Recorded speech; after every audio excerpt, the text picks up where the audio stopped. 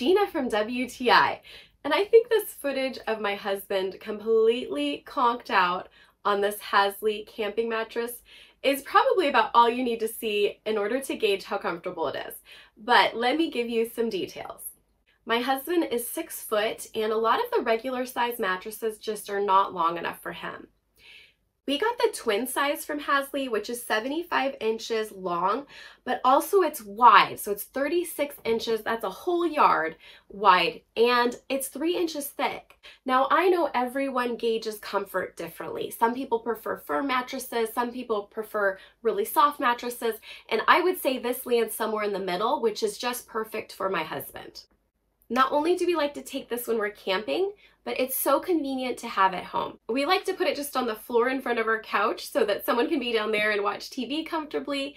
Or when we fold out our couch into a bed, there's a pretty wide gap between cushions. And so it's nice to be able to put this mattress there and still be comfortable without feeling like you're falling into the gap. It's so nice that you can take the cover off and wash it because, hey, it does get dirty, not just at home, but when you're camping, and it washed up really well, and I line dried it because that's how I dry things in the summertime, and it held up really well.